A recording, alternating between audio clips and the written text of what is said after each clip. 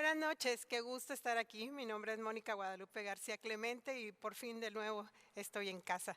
Les agradezco en verdad la atención que tienen de escucharme en esta hora y pues vengo a platicarles un poco de lo mucho que hemos estado haciendo por allá en Oaxaca. Como saben ya, bueno, pues ahora en febrero, de hecho cumplo ya 10 años de estar trabajando por allá, así que quiero comentarles algunas de las cosas que hemos estado viviendo en aquel lugar, en el pueblo indígena en el que me encuentro, un pueblo mixteco llamado Yosonotú. Eh, como a todos, nos afectó desde luego la pandemia, así que los primeros meses tuvimos que estar fuera del pueblo, nos tuvimos que ausentar porque nos cerraron el paso y ya no pudimos regresar dentro de la población, así que estuvimos un par de meses en la ciudad, siempre con un poquito de preocupación, con un poquito de temor de cómo iba a ser el recibimiento, si nos iba a retroceder lo que ya habíamos avanzado en cuanto a las relaciones con las personas o al final, como siempre, pues Dios nos sorprendió y nuestro regreso fue precioso porque el tiempo que estuvimos fuera nos sirvió para crecer en la estima de parte de la gente. Muchos nos comentaban cuánto nos habían extrañado y cuánta falta les habíamos hecho porque no habíamos estado ahí. De hecho, durante estos meses, a partir del mes de marzo, empezaron balaceras diarias, todo el tiempo ha habido balaceras en todo el año 2020 y aún ahora continúan por causa de algunos conflictos territoriales. Y nos comentaban que al principio las mujeres iban a donde estaba siendo todo el conflicto. Mientras los hombres estaban peleando, las mujeres les cocinaban. Y alguno de ellos comentó, si doña Moni y Ruth estuvieran en el pueblo, ahorita estarían aquí con nosotras. Eso me encantó, me fascinó saber que ellos saben que pueden contar con nosotras y que aún el hecho de que estuviéramos fuera nos sirvió para que pudieran apreciar pues en algo lo que estamos haciendo. Ya después de que regresamos me he dedicado el resto del año a darle asesoría a los niños porque los maestros obviamente ya no están dando clases presenciales, pero cada semana les envían trabajos para que ellos los tengan que resolver, así que me he estado dedicando a atender en turnos de 2 horas a lo largo del día. Son 5 turnos que tengo, donde recibo a 5 niños por cada turno y ha sido la verdad bastante agotador porque los recibo de diferentes grados, desde preescolar hasta universidad. Ahorita tengo un par de chicas que están en universidad, así que les he estado atendiendo. Son niños que a veces me vienen caminando 3 horas por la sierra, vienen a veces descalzos, vienen sin desayunar, entonces con algunos de ellos me quedo a lo largo de casi todo el día, se quedan ahí conmigo para poder avanzar en las clases. Ha sido precioso, la verdad, el tiempo que hemos tenido porque Dios nos ha favorecido, su gracia ha sido derramada sobre nosotros y, como les decía, hemos crecido en estima y en aceptación en la gente. En este pueblo en particular ya tenemos 7 años. Quiero platicarles de una persona muy especial en este tiempo y quiero mostrarles este video. Esta es la persona que les voy a poner ahorita, se llama Dominga. Para los conocidos, ella es la abuelita Porra. Vamos a ver lo siguiente. Miren, aquí la estoy acompañando ahora para el Día de Muertos. Ella hizo tamales, entonces como está solita me pidió que la acompañara, que estuviera con ella todo el día. Me fui con ella, mira, ahí va, ella tiene 76 años. Me da risa porque aún cuando va con bastón ella camina ya más rápido que yo. Fuimos a visitar a su vecina para poder entregarle algunos tamales de los que habíamos hecho. Les platico acerca de ella.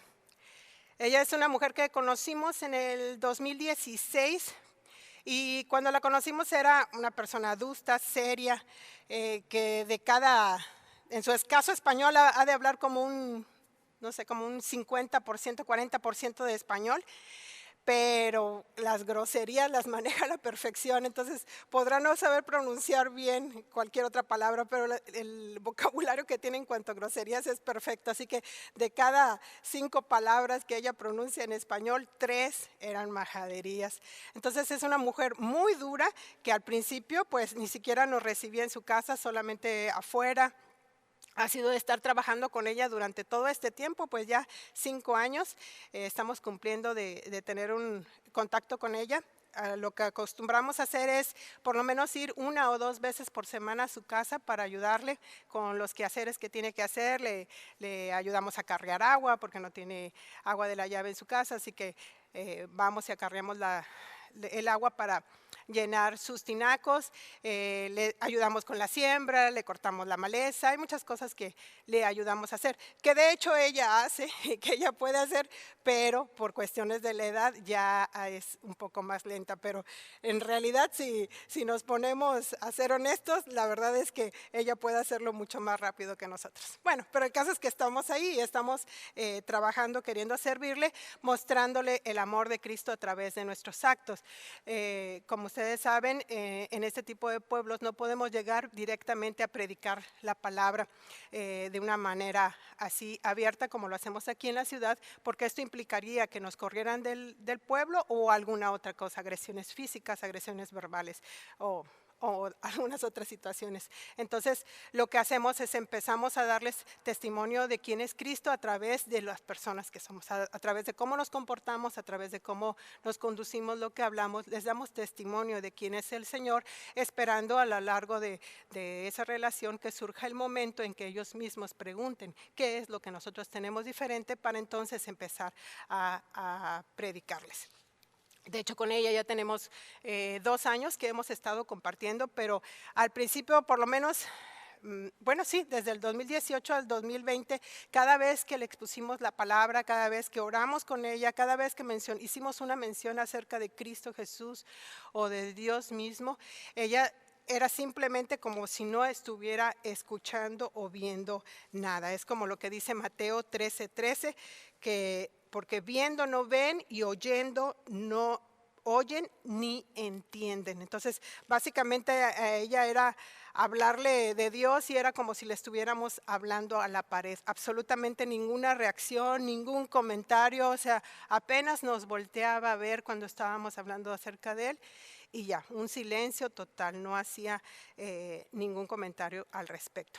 Mucho es porque su escaso español no le permite entender, entonces nosotros estamos tratando ya de compartirle la palabra en su idioma, en mixteco, pero también es porque están levantadas estas fortalezas de altivez que no le permiten simplemente entender lo que le estamos diciendo, aun cuando ya se le ha hablado en su propio idioma.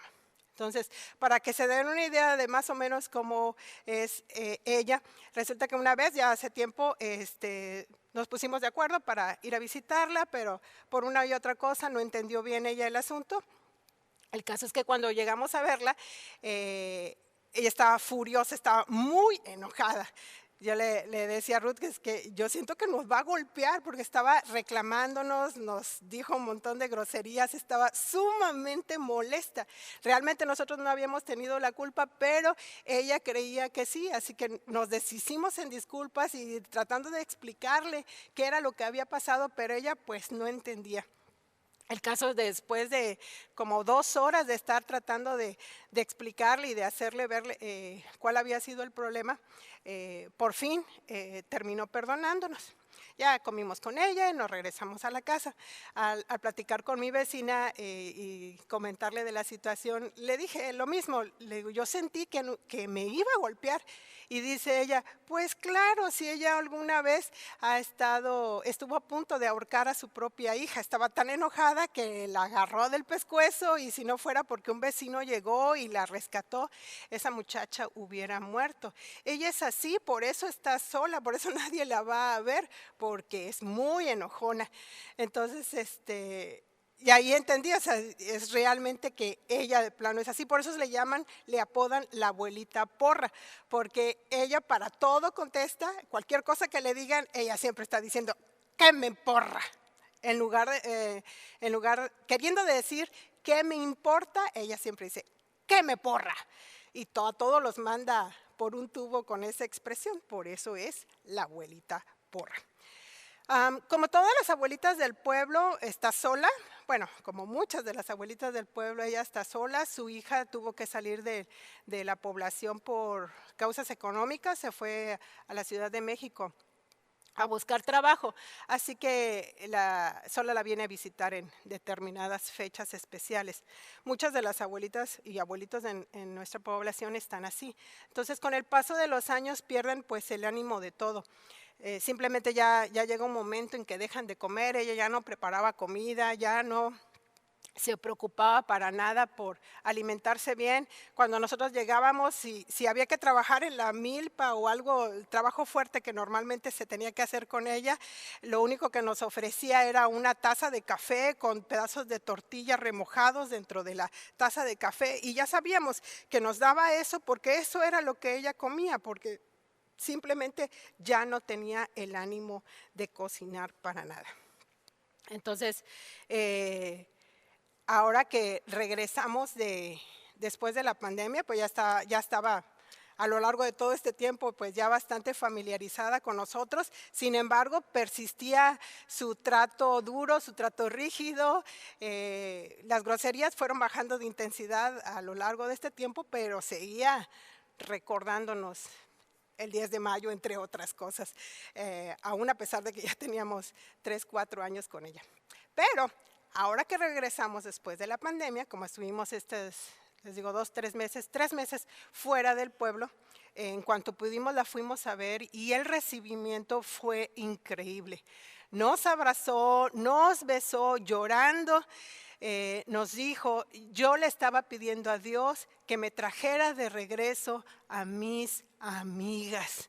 Eso fue, no saben, lo precioso, lo dulce que fue escuchar esto de ella, porque hasta ese momento jamás había dado ninguna indicación, ninguna muestra de que ella estuviera hablando con Dios o de que ella estuviera escuchando o recibiendo alguna de las cosas que nosotros le habíamos estado diciendo.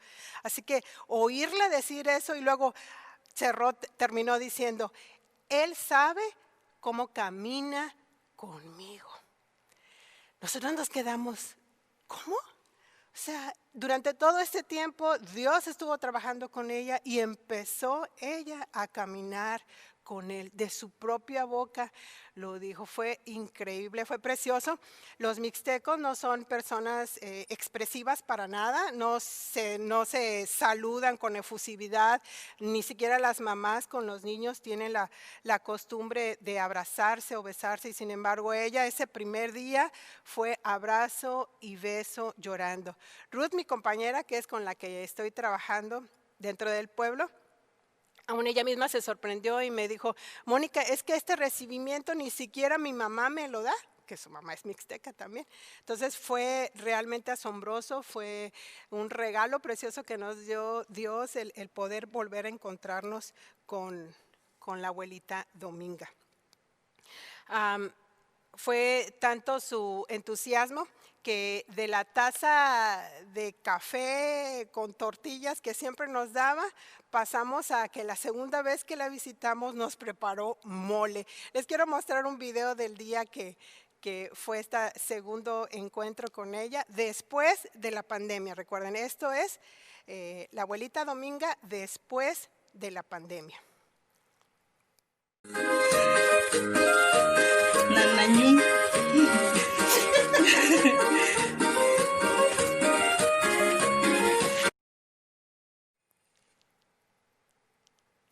Sí, este es un baile tradicional mixteco, por eso escucha la musiquita así, y ahí está ella bailando. Continuamos con el pedacito que falta, por favor, del video. Ok, bien, entonces en este video lo que estamos viendo a ella, me falta otro pedazo donde estoy yo también ahí bailando con ella. La verdad es que el momento lo ameritaba, había sido nuestro segundo encuentro, así que estábamos bien felices. Ella muy feliz puso la música y se puso a bailar con nosotros. El plato, la olla de mole está ahí a un lado y ahí se ve cómo estamos festejando nuestro encuentro. La abuelita Dominga, después de estos 2016, les digo, al 2021, después de todo este tiempo, por fin se vio algo en ella, por fin vimos al Señor. Seguramente Él está obrando desde el primer día, pero yo en mi poca fe no veía ese avance, así que les comparto, esto fue en verdad un triunfo, el poder estar ahora con ella.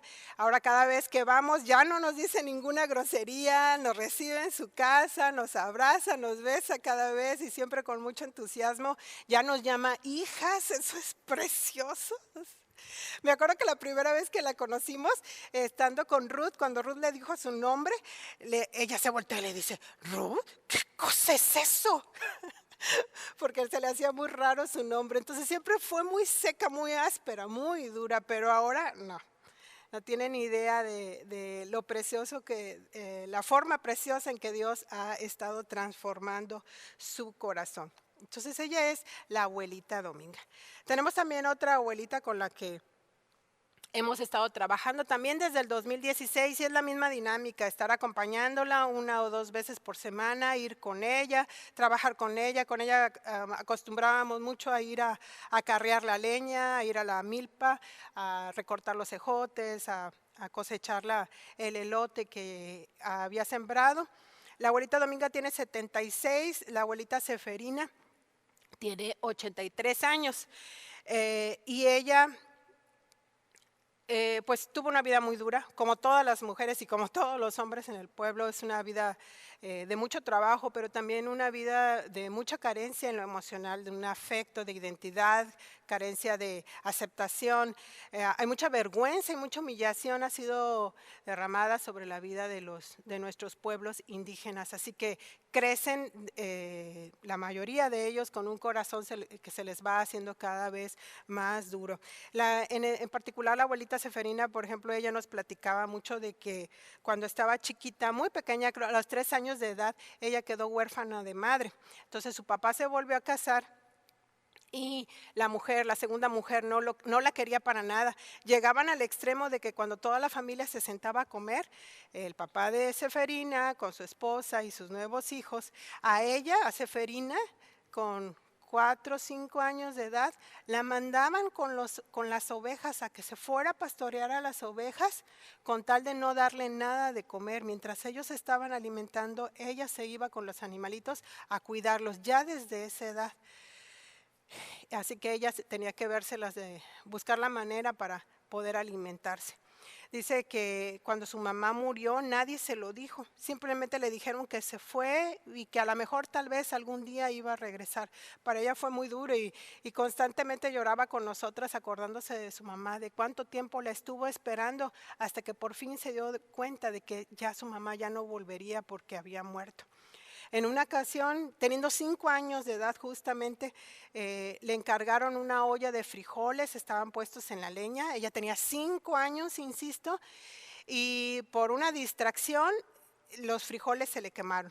Cuando regresó su madrastra, con el coraje que hizo de ver la olla de los frijoles echados a perder, vino, tomó la olla y le derramó encima a la niña. 5 años. Le echó encima los frijoles y le estrelló la olla en la cabeza. Seferina, ¿te imaginas?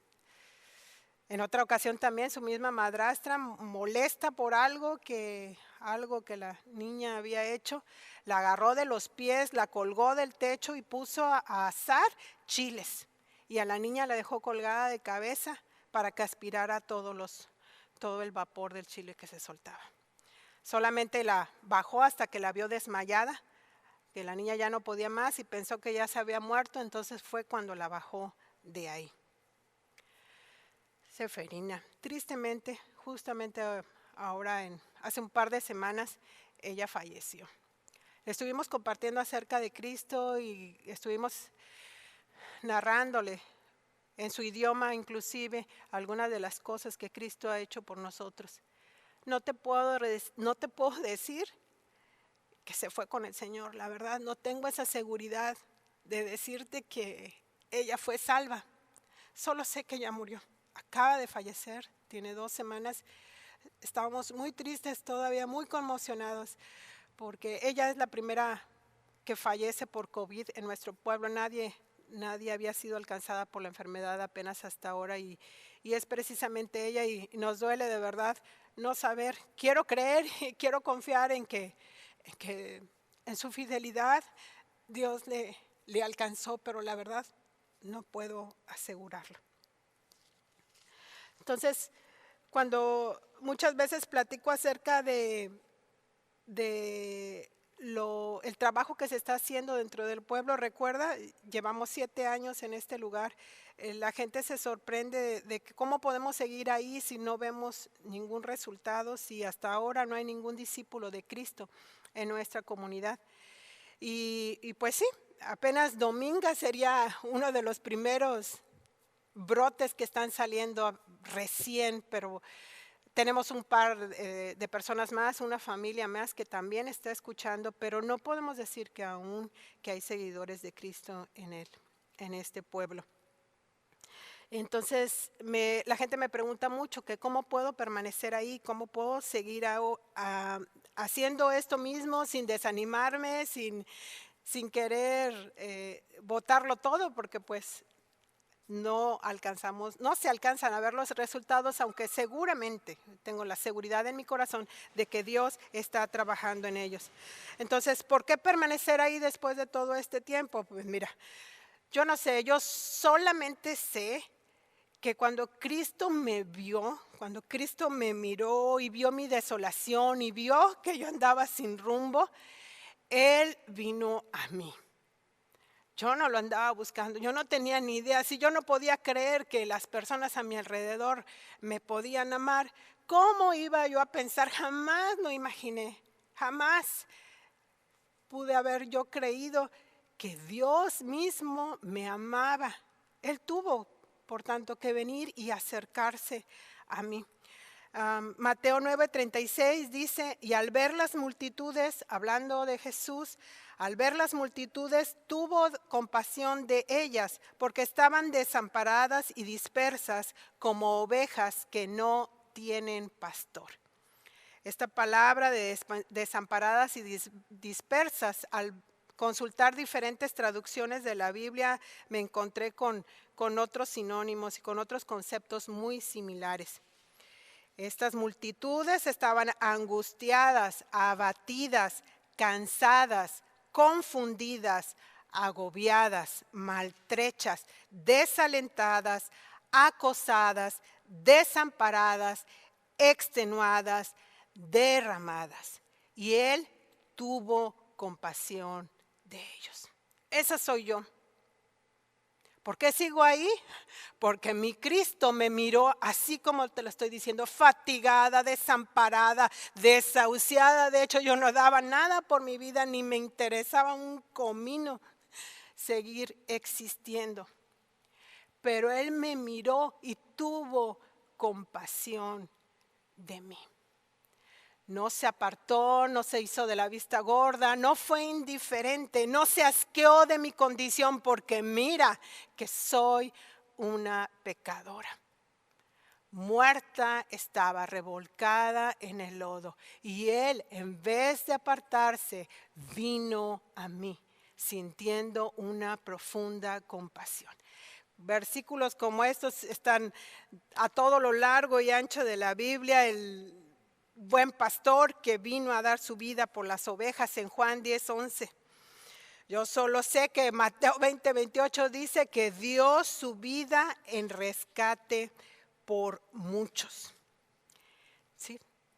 Lo que sale del corazón de Dios al ver a estas multitudes, antes de tacharlas de idólatras, antes de alejarse de ellos por la dureza de sus corazones, es compasión. En lugar, insisto, de asco, repulsión, fastidio, hartazgo, por tener que estar lidiando con una bola de pecadores, Cristo Jesús siente compasión.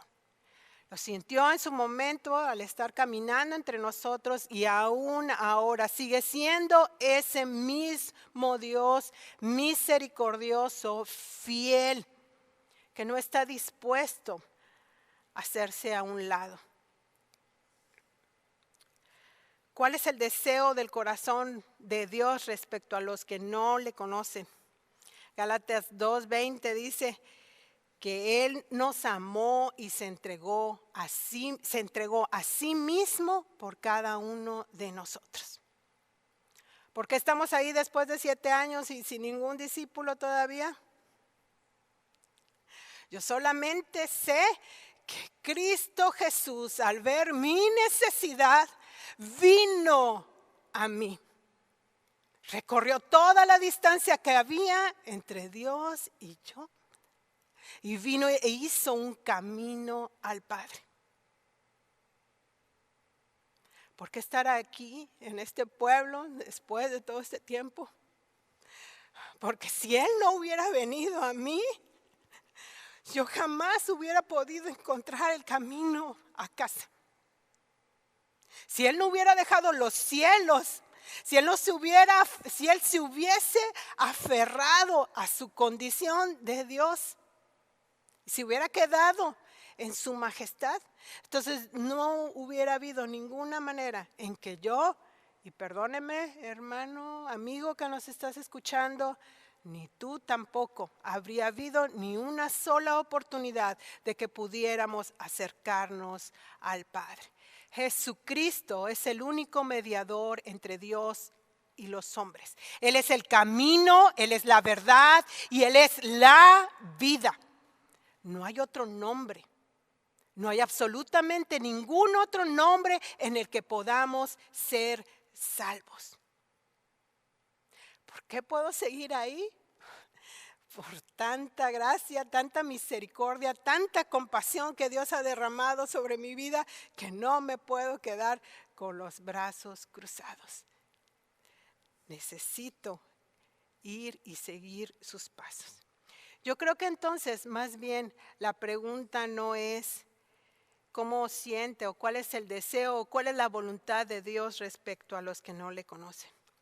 Más bien aquí la pregunta que nos tendríamos que estar haciendo es su deseo, el deseo de Dios, el deseo de Cristo Jesús, ¿es realmente también será mi deseo? Más bien eso es lo que tendríamos que estarnos preguntando. Y me recuerda esta pregunta un pasaje en Primera de Crónicas 11, de versículos 17 al 19, el cual dice que David les comentó a sus hombres un vivo deseo. Cómo me gustaría tomar un poco de esa buena agua del pozo que está junto a la puerta de Belén. Entonces los 3 atravesaron las líneas filisteas, sacaron agua del pozo junto a la puerta de Belén y se la llevaron a David, pero David rehusó tomarla. En cambio, la derramó como ofrenda al Señor. No permita Dios que la beba, exclamó. Esta agua es tan preciosa como la sangre de los hombres que arriesgaron la vida para traérmela. De manera que David no la tomó. Estos son ejemplos de las hazañas de los 3. Entonces aquí en este pasaje vemos a un David que está siendo perseguido, está rodeado por los filisteos, un David que ya había sido elegido por Dios para ser el rey de su pueblo y sin embargo no estaba todavía en el lugar que le correspondía. Y siendo perseguido, entonces recuerda, tiene un vivo deseo, tiene un antojo de esa agua que él podía beber en Belén y en esta versión dice que David expresó este deseo y dice, ojalá alguien me diera de beber agua del pozo que está en la puerta de Belén.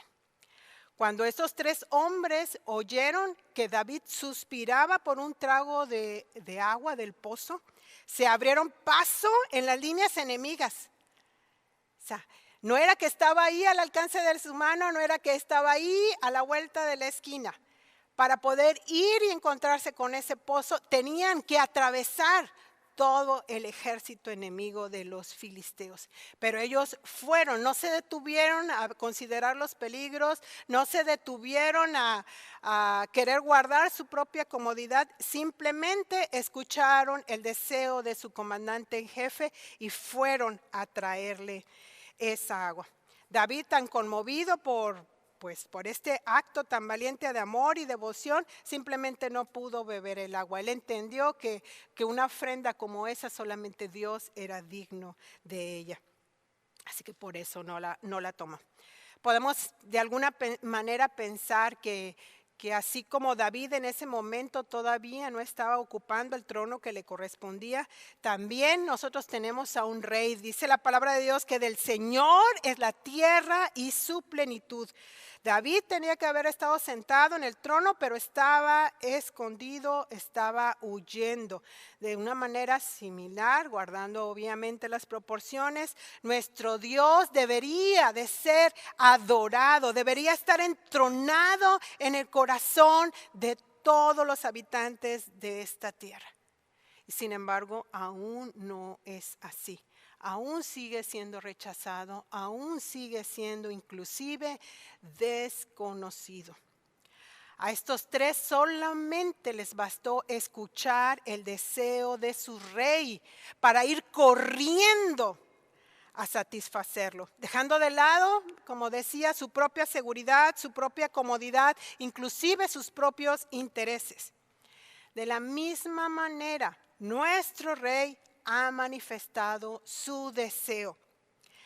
¿A quién enviaré y quién irá por nosotros? El deseo del corazón de Dios sigue siendo el mismo. Él está anhelando el corazón de cada uno de los habitantes de este mundo. Él aún está queriendo que todos seamos salvos. Él está deseando que llevemos delante de Él a aquellos que no le conocen.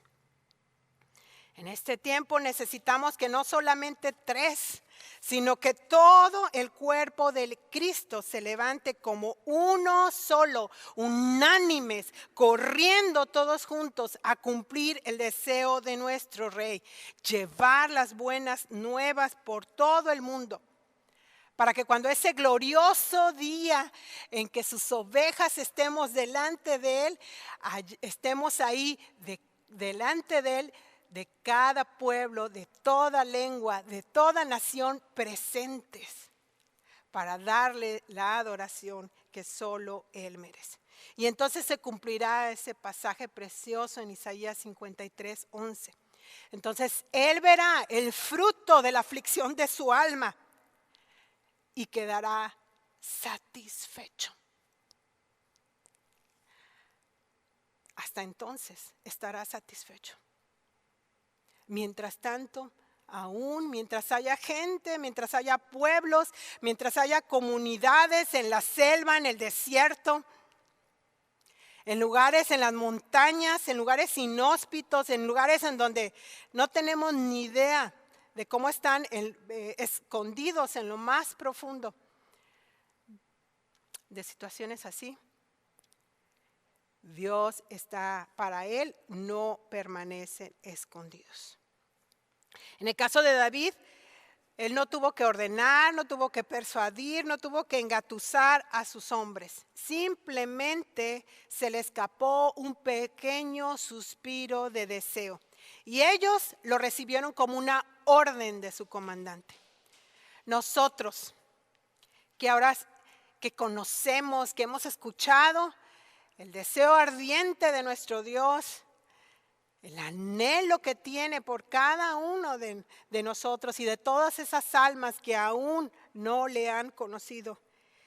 ¿Qué vamos a hacer al respecto? Necesitamos presiones, necesitamos súplicas, llamadas al altar para que nos convenzan. ¿Cuántas veces más vamos a tener que escuchar respecto a esto antes de hacer algo? No será suficiente. ¿No crees que debería ser suficiente oírle decir, ¿a quién enviaré? ¿Y quién irá por nosotros? Se dirá de nosotros que no estamos dispuestos a hacer por nuestro rey lo que los hombres de David hicieron por el suyo. Me resisto a creer que un hombre sea más digno de una obediencia tal que el propio Rey de Reyes. Mi pregunta para ti hoy es una pregunta que constantemente me estoy haciendo a mí misma. ¿Su deseo es el mío también? ¿En verdad estoy girando alrededor de su voluntad, atenta a su suspiro? ¿O estoy distraída tratando de cumplir mis propios planes, tratando de llevar a cabo mis propios propósitos? ¿En dónde está mi corazón? ¿En dónde está tu corazón? ¿Será que al final de nuestros días se pueda decir de nosotros, o Dios mismo pueda decir de nosotros, bien, buen siervo y fiel? ¿Será que seamos nosotros los que tomemos la decisión en este día, en esta hora, en este momento que estás escuchando este mensaje, que sea tu oración hoy decir, oh Señor, que tu más pequeño deseo sea para mí una orden? Ayúdanos, Padre. En esta hora, en el nombre de Jesús, te pido, Padre, que seas tú tocando nuestros corazones. Tú sabes, Señor, que no estoy aquí en una posición de juicio, ni estoy en una posición de superioridad espiritual. Tú sabes que yo no soy mejor que ninguno de los que nos están escuchando ahora. No es como que yo ya lo hice y puedo venir aquí a sentarme, a pararme delante de mis hermanos, a señalarlos con un dedo porque no están haciendo lo que corresponde. Tú sabes, Señor. Tú sabes cuánta falta me hace por cumplir tus deseos. Así que, Padre, hoy me uno al corazón de mis hermanos y te pedimos, Señor, líbranos del egoísmo, líbranos de la soberbia, líbranos, Señor, de esta obstinación que hay en nuestros corazones, que nos empecinamos en hacer lo nuestro, en estar buscando para nuestra propia satisfacción, para nuestra propia ganancia, en vez de estar viendo por lo eterno, en vez de estar atentos al deseo de tu corazón. Líbranos, Señor, como tu pueblo hoy clamamos a ti, perdónanos. Gracias, gracias, Señor. Gracias por la profunda compasión, por la profunda misericordia, por el entrañable amor con que hoy envuelves a aquel que se está arrepintiendo. Gracias, Señor. Gracias, Padre, porque aún en este deseo tuyo no nos dejas desamparados y no nos dejas ahí a la deriva, para que con nuestros propios recursos cumplamos tu voluntad. Gracias, porque tu promesa es que tú siempre nos ayudarías, que tú siempre nos sustentarás con la diestra de tu poder. Gracias, gracias, porque en esta hora, Señor, podemos decirte que queremos seguirte a ti, que queremos dejar nuestra barca y dejar en la orilla todo aquello que nos ha mantenido ocupados, entretenidos, distraídos. Y queremos seguir ahora tus pasos. En el nombre de Jesús, Señor, para que tu gracia, esa gracia con que nos has envuelto, no sea en vano. Líbranos, líbranos, Señor, de que tu gracia sea en vano para nuestras vidas. En el nombre de Jesús te doy gracias, Señor. Amén. Muchas gracias. Amén.